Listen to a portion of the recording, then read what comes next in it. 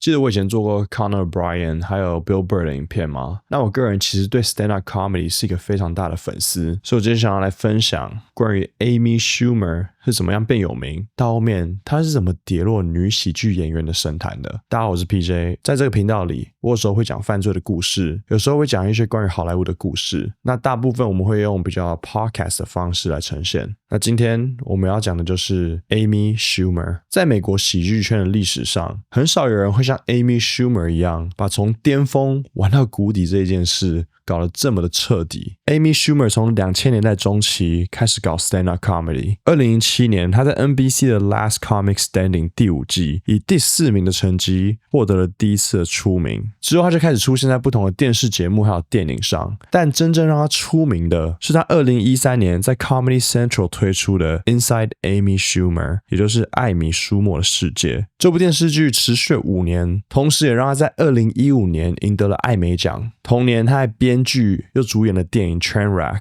这部电影在只有$3500万的预算之下，竟然拿到了$1.4亿的票房，这也让她在这个可以说是男性主导的行业里面打出了自己的一片天。2015年和2016年，除了电影 Trainwreck 票房破亿以外，她还登上了 GQ 还有 Vogue 的封面。她还为麦当娜世界巡回演唱会暖场。她的书 The Girl with the Lower Back Tattoo 也直冲了纽约时报的畅销书榜首。有这些好成绩的 Amy Schumer 到底是怎么样一步一步的把自己的职业给玩得下去呢？像是如果你问每一个在喜剧圈打拼的人，这个行业里最不能做、最可耻的行为是什么？答案几乎都是偷笑话。毕竟笑话在喜剧圈里面算是这些 stand-up comedians 的财产。如果你被说到自己是一个笑话小偷，这个算是对喜剧演员非常有杀伤力的指控。也就是从这个光鲜亮丽的2015年开始，笑话小偷的这个指控就一直黏着 Amy Schumer 不放。最先引爆的就是在国外的论坛 Reddit， 网友发现 Amy 在2015年的 HBO 特辑 Amy Schumer Live at the Apollo， 在里面说了一个关于性爱行为的笑话。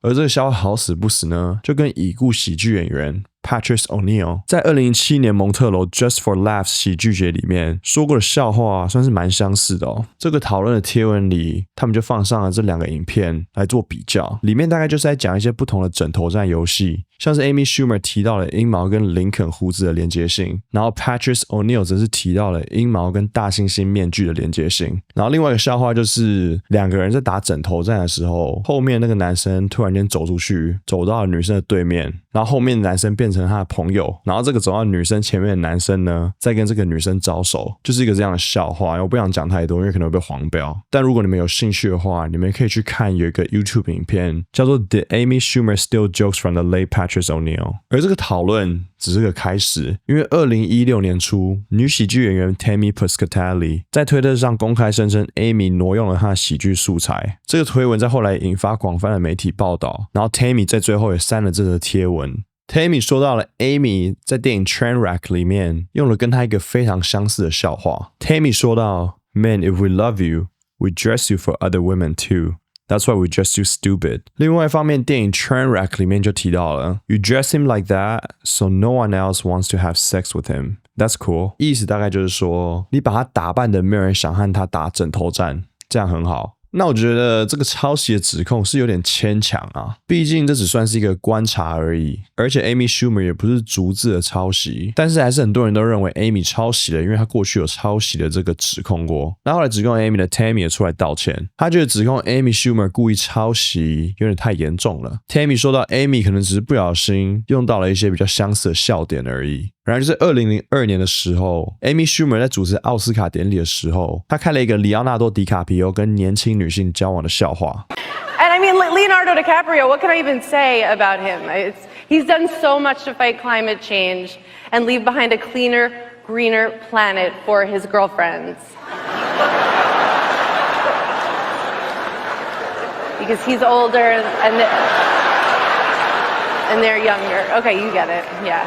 然后大家就发现他讲笑话的这个大意跟一个推特用户推过的推文非常相似。这个推文说到里奥纳多非常关心气候变迁的议题，因为他想要留给他女朋友们更好的一个世界。而面对这次的指控 Amy Schumer 则是说到他自己完全不上推特，他还说这个笑话是由另外一个喜剧演员 Sully McCullough 创作的，但是这个时候他在网络上的形象已经是非常的不好了，所以很多人都觉得这个解释没有办法说服他们。除此之外呢，他甚至还透过艾伦的笑话，没错，就是那个被取消的艾伦秀。艾伦曾经在他的单口喜剧里面表演出了非常的吃爆米花手法，然后 Amy Schumer 竟然就在上艾伦秀的时候，在艾伦的面前也表演了一次吃爆米花的夸张手法。Amy Schumer 这方面大概是在讲说，爆米花我们一开始就吃一点嘛，所以就一颗一颗这样吃，然后到最后控制不住的时候就会抓一大把吃，然后就表演出那个夸张的吃爆米花手法。我是觉得没有到非常好笑，比较算是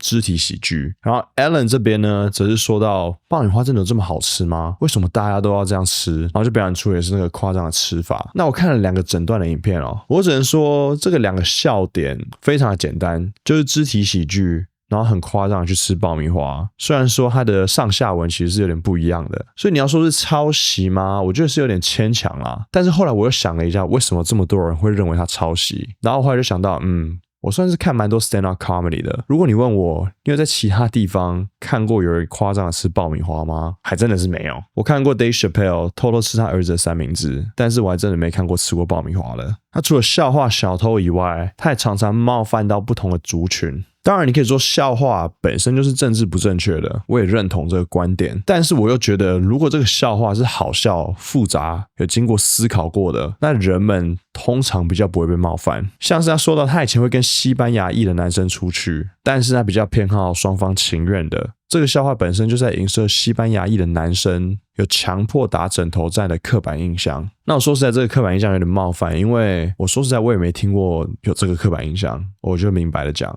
我觉得这个刻板印象不是非常的根深蒂固的。还有他讲的这个就是2句话，也没有什么复杂性，比较像是大家喝醉酒私底下会开玩笑的笑话，并不是一个非常专业编排写过的笑话。他还说过，如果他带亚裔男生回家，他的爸妈会非常生气，然后有点困惑。他的爸妈会说，我真的不理解你，你真的想要跟这个男的打枕头战吗？这些笑话笑点都建立在老套了无新意的刻板印象。Amy Schumer 其实在后来有对那个西班牙裔的笑话做出了道歉。他说到了，我以前常讲这种简单又愚蠢的笑话，我在舞台上塑造了一个愚蠢白人女孩的角色，有时候我现在还是会这么做。当我意识到有更多人关注我、倾听我，而且我具有一定影响力的时候，我就不想在舞台上开那种笑话了。还有一次在火烤节目上，也就是 Roast， Amy Schumer 开了一个 Ryan Dunn 的笑话。那么 Ryan Dunn 是谁呢？他是美国知名恶作剧节目 Jackass 的核心成员之一哦。2011年6月 Ryan 在一间酒吧与友人喝酒以后开车回家，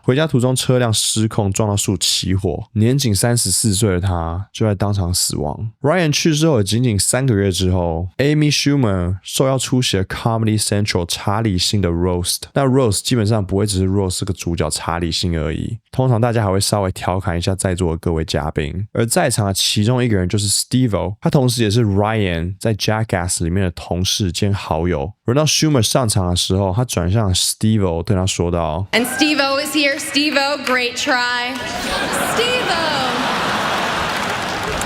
But I truly am, no joke, sorry for the loss of your friend Ryan Dunn. I know you must have been thinking it could have been me, and I know we were all thinking, why wasn't it? 笑话说出口以后，观众的反应非常的两极哦。镜头随即切到 Steve-O 那时候是完全笑不出来，整个脸是垮掉的状态，他表情超级空洞，很明显的这个笑话是有点伤害到了他。旁边的 Mike Tyson 还开玩笑说出了 F you Amy。 Thank you. 很多人在后来就觉得，这个开玩笑时点并不是很恰当，因为 Ryan Dunn 在这个 Roast 之前的3个月才去世了。Steve-O 本人一开始也没有办法保持沉默，他在访问中公开批评了 Amy Schumer 是个双面人，并说他对他毫无尊重。尤其当时 Amy Schumer 跟 Anthony Jeselnik 在交往，他们还私底下跟 Steve-O 说不要提及他们正在交往之类的笑话。 She's secretly going through Jeffrey Ross to get me to like call all my fans off. Oh, but so then she's doing interviews saying, oh yeah, if I did it all over again, I'd do it again or whatever, you know. So she's trying to sound badass and duplicity, you know. Yeah, I hate that, man. It's so whatever. I have zero respect for that slut. You know, it's a roast. I really don't care. But don't be a two-faced slut. Don't play both sides at the end. Exactly. I like that. Are you worried now that her boyfriend Anthony Jeselnik's going to come after you? That was another thing, right? That was another thing. Like before the roast, they were like, you know, they're dating, and they asked me through someone else, through Big J Okerson, like, hey, can you not make any jokes to say that we're together, you know? And I had the best joke. 多年后 Steve 在一个 podcast 上面坦诚到，他认为当年他的反应是有点太激动了。他说，我主动联系了 Amy， 告诉他我不以自己当时处理的方式为傲，我是个混蛋，我让整件事变得更不好。我们现在把一切都解决了，现在只要我看到有人拿这件事来攻击 Amy Schumer， 我反而会站出来替他说话。我不认为他应该继续被这样对待。Steve 也说到 Amy 的这个笑话本身是把矛头指向了他，不是 Ryan Dunn， 而他自己当时只是因为不爽，就助长了这个仇恨的风向，这到现在都让他觉得有点愧疚。就是外部对 Amy Schumer 的评价越来越两极的时候，他的旗舰节目 Inside Amy Schumer 也亮起了红灯。节目第4季的首播原本有77万的观众，结果到了季末竟然只剩下49万人，也就是说1/3的观众在这一季播出的期间就已经有点看不下去了。影评也说到了，这个第4季的节目从原本的尖锐讽刺变成了政治说教，像是一些关于枪支、堕胎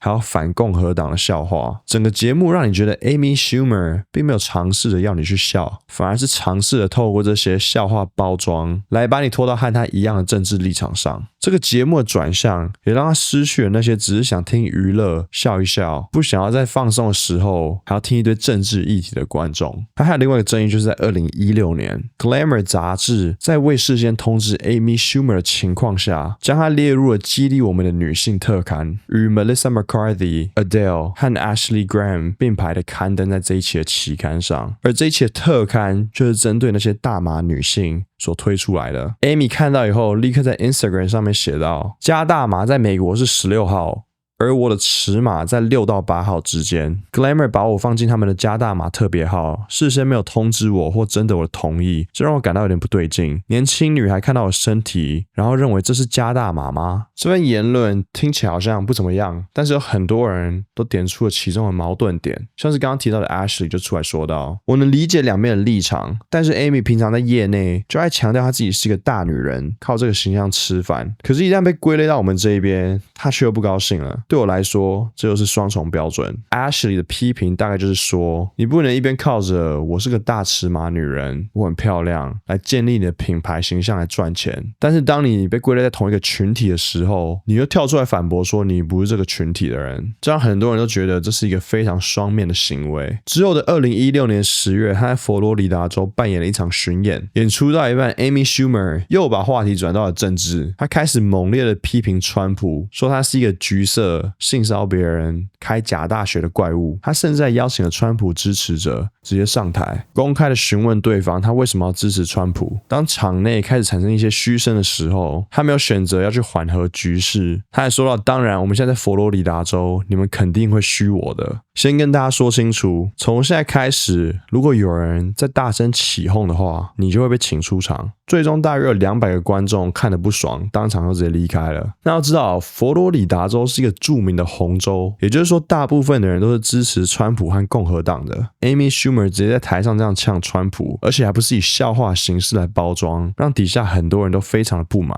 值得一提的是，他在这个演出的2个月前出版了一本书，叫做 The Girl with the Lower Back Tattoo。 他在这本书说到佛罗里达的坦帕是一个可怕的城市，并开玩笑说，我不担心这样说，因为我知道那边的人从来都不阅读。最后他还加了一句，我只在开玩笑，但是也有点不是。而他这个邀请川普的支持者上台以后，又要把不认同他在下面发生嘘声的人赶出去的这个做法，让很多人都批评到，他打着左派的自由言论，却没有办法容忍不同的声音、不同的立场。还有身为一个 stand-up comedian， 他应该要知道如何把当时的状况变得好笑才对，而不是直接说，你们在起哄，我就要把你请离场了。毕竟这还是一场喜剧秀嘛。2017年 Amy Schumer 的 Netflix 特辑 The Leather Special 成为了他职业生涯的转捩点。他以$1100万的酬劳与 Netflix Netflix 签下这份合约。但是当这个 special 上线了以后呢，观众的评价却是压倒性的负面的。节目上线不到1周 ，Netflix 的平均评价是1颗星。对，你还记得吗？以前 Netflix 是有1到5颗星可以评论的。也因为这个 special 出来没多久以后 ，Netflix 就取消了这个1到5颗星的评价，让很多人都怀疑 Netflix 取消这个评价是不是就是故意要去保护 Amy Schumer 的。而就在最近2023年，哈马斯对以色列发出了攻击 ，Amy 强烈的批评哈马斯，并持续转发支持以色列的内容。那作为一个犹太裔的美国人哦，我不觉得他这样的言论有什么问题，毕竟这就是他的立场嘛。但是问题就出在于他的表达方式。他在社群媒体上转发了一段 Martin Luther King 的影片，内容是他支持以色列的存在，还有强烈的谴责反犹太主义。The whole world must see that Israel must exist and has a right to exist and is one of the great outposts of democracy in the world.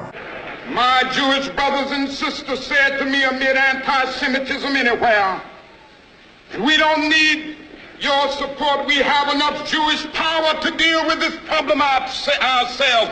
I would still take a stand against anti-Semitism because it's wrong, it's unjust, and it's evil. Amy Schumer 就想要这个片段来强化他的立场，结果 Martin Luther King 的女儿就出来写到了：我父亲当然是反对犹太主义，我也是，但他同样相信军国主义与种族主义和贫穷一起是相互关联的3大恶之一。我确信他呼吁以色列停止轰炸巴勒斯坦人和释放所有的人质，并呼吁我们真正的和平而努力。他最后也引用了父亲的一段话，他说最高形式的正义是爱，去纠正一切反对爱的事物。在公众的批评之外， Amy Schumer 近年来私人生活也是蛮颠簸的。他被确诊为库欣氏症候群，这是一种因为体内的皮质醇长期过高而引发的荷尔蒙疾病。这个疾病会造成体重飙升、高血压、极度疲惫，严重的时候可能还会有生命危险。之后在2025年的12月 Amy 也宣告了他的厨师 Chris Fisher 正式的结束了7年的婚姻。他还在 po 文里面幽默说道，这不是因为他减了几磅的体重，以为自己随便可以钓个男人，也不是因为他是一个英俊的得奖主厨，到现在还能吸引火辣的伴侣，